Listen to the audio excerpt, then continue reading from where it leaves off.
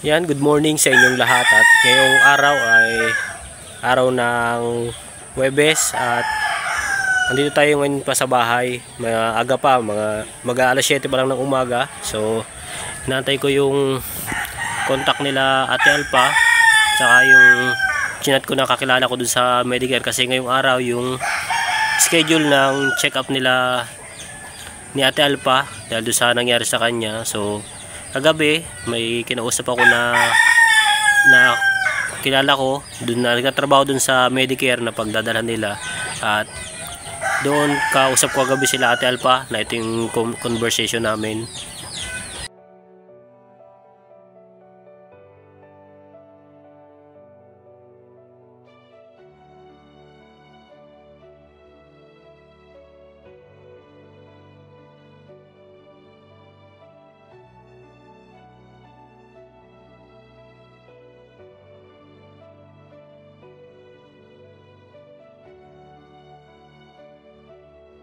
At yan yung conversation namin. So, nakausap ko na yung kagabi, yung kakilala ko.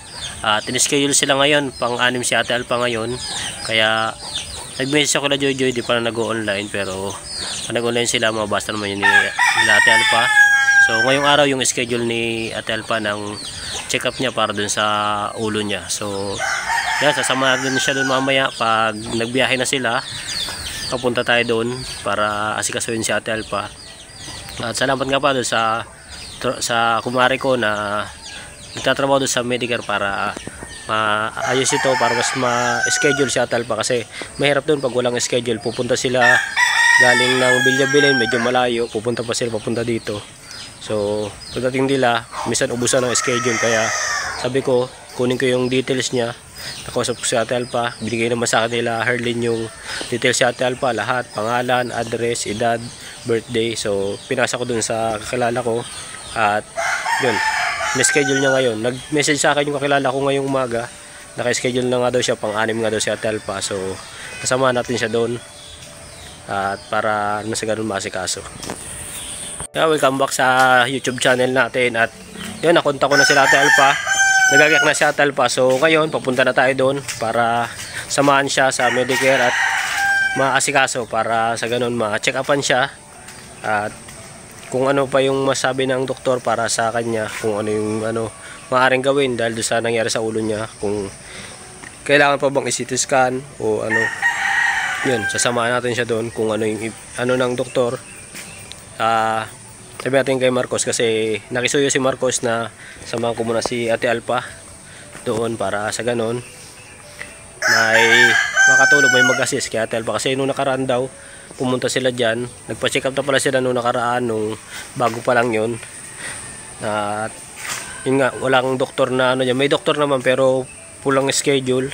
Tsaka bukod doon hapon na rin sila nakano, kaya ang ginawa nila, nag-uwi na lang sila, hindi na nagpa-check up, nagbili na lang ng gamot. Pero sabi namin magpa-check up. So ngayon, kasama natin siya doon at may contact naman na tayo kanina, kausap ko nga kanina.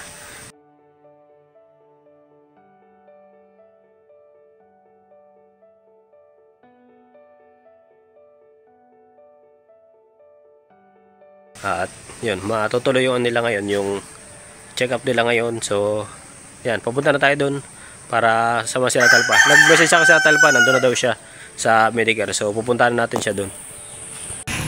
Yan, dito na tayo sa medical center at yan, andyan sila. Nasa Ate Alpa, nasa loob. Galing na ako doon kanina at inasikaso ko ngayon sa lista niya, sa schedule niya. Yun nga, naayos naman, pang-anim si Ate Alpa. Naantay lang yung doktor kasi wala pa yung doktor. So mamaya pag nandiyan na, ma-check up na rin sila. Yan si Kuya Ariel na gaantay. So hindi na tayo makapag-video sa loob kasi bawal ang camera sa loob, kaya dito tayo sa labas. Mamaya papasok ulit ako doon para asikasuhin at i-check ulit kung ano pa yung mga kailangan doon para nasa ganon maasikaso kung sakali mang pupunta sa diet para sa CT scan is maasikaso agad, agad ang mga kailangan at saka maano pamasahe pupunta doon. So yan, babalik tayo doon at baka tinatawag na si Ate Alpa doon, baka nandiyan na yung doktor. So check natin. So yan, at nandito sila Ate Alpa. Yan, nakatapos lang nila mag check up. So okay naman, kaya lang record sila ng CT scan sa Daet. Kaya pupunta pa sila sa Daet. Bali, schedule na lang yun ng CT scan. O yan. Schedule na lang yung CT scan. Sabihin natin kay Mark kung kailan yung Pero kontak ko naman yung nandito para sila lang magsasabi sa akin kailan yung schedule. Bali, sasend ko na lang yung details doon para sa ganun maasikaso sila.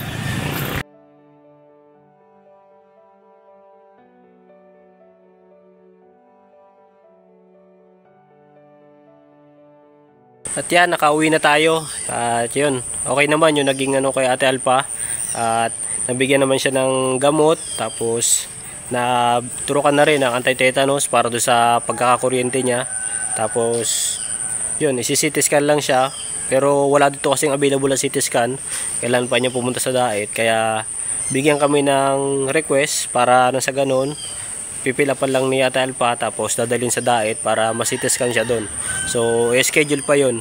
At yun yung lalakarin ko ngayon. Pupunta natin mamaya pagkakain ko ng tanghalian. Pupuntahan ko doon para maasikaso natin. Or kung may kakilala ko, susubukan ko rin yung kontakin yung kakilala ko doon para sa ganun mas mapadali yung schedule niya doon sa Daet. So kontakin natin yun para sa ganun maasikaso. At yun, pagka-schedule niya doon, rin sila Ate Alpha, nag-uwi na rin kasi anong oras na rin, tanghali na, alas 12 na. At kanina pa sila doon ng 8:30. Ngayon pa lang natapos, alas 12. So tanghalian na. At nagbigay naman si Marcos ng panggasolina at saka pangkain nila dito. Sa ganun, hindi na nga nakapunta si Marcos. Hindi na siya nakapunta doon kila Ate Alpha sa Medicare kasi naggagawa nung kanilang jetmatic kasi nasira ang jetmatic nila. Walang tubig sa kanila, kaya yun, nagmamano-mano siya pagtatabo, tapos ginagawa niya pa yung jetmatic, kaya hindi na siya nakapunta kila Ate Alpha. Humingi na lang siya ng pasensya. At yun, nagpaabot naman siya ng panggas saka ng pangkain nila Ate Alpha, kaya goods naman. Sila Ate Alpha nag-uwi na rin.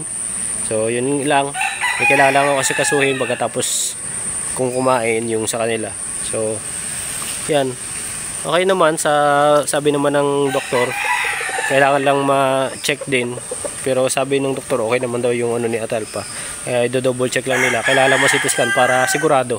Masigurado lang. Kaya inaano siya ng CT scan. Nung una, kala ko hindi siya inaano ng CT scan kasi ang sabi ng doktor dito, ng doktora, is tuturukan lang siya ng anti-tetano. Tapos tinanong ko si Ate Alpha kung inanuan siya yung tiningnan yung ulo niya, yung na may bukol. Hindi man lang daw tiningnan. Kaya sabi ko, pagbalik mo doon, pagturok ng anti-tetano, sabihin mo. At yun naman yata, na-check naman yata. Kaya, yun, goods naman. Binigyan siya ng request ng CT scan. Kaya, papa-CT scan na lang siya sa Daet. Schedule na lang. At yun yung sabi ni Marcos maghahandaan kung magkano yung gagastos ng CT scan, kung may magagastos ba doon. Siyempre, pamasahe, tapos yung bayad sa CT scan. So, yan. Subukan, nandiyan naman si Marcos, tutulungan naman daw ni Marcos kung ano yung mga magagastos doon. Sa ganoon, maging okay din si Ate Alpha, maging ayos din siya, hindi masyadong mag-alala sila Herlin, kasi sobrang nag-aalala sila Herlin, gawa nga ng siyempre, alam niyo naman, si Ate Alpha lang yung nag-aalaga sa kanila, kaya importante yung si Alpha na laging malakas si Ate Alpha, kaya yun. Kaya si Herlin sobrang nag-aalala, pati si Joy Joy. O yan, maya-maya, kakain na rin tayo maya-maya, tanghali na yan. Lumabas na yung araw at mamaya lalabas din kami ni Marcos pagkatapos. Pero sabi niya, sigasuin ko muna ito para sa ganun ma-i-process.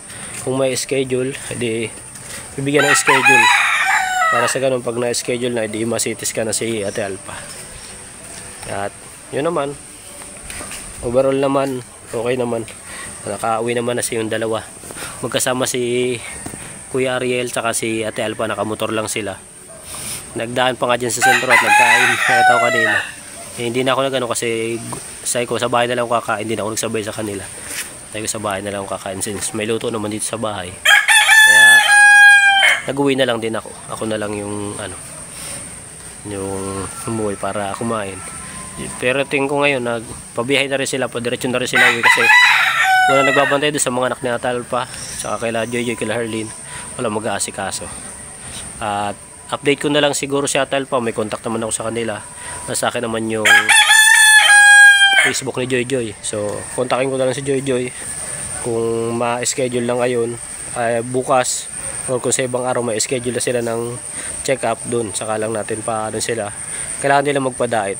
At hindi namin alam kung may hatid namin sila kasi may mga schedule din tayo na ibang beneficiary, kaya hindi namin sigurado na may hatid namin sila doon. Siguro bibigyan na lang ng pamasahe para makapagbiyahe papunta sa diet, makapagpa-CT scan si Ate Alpa.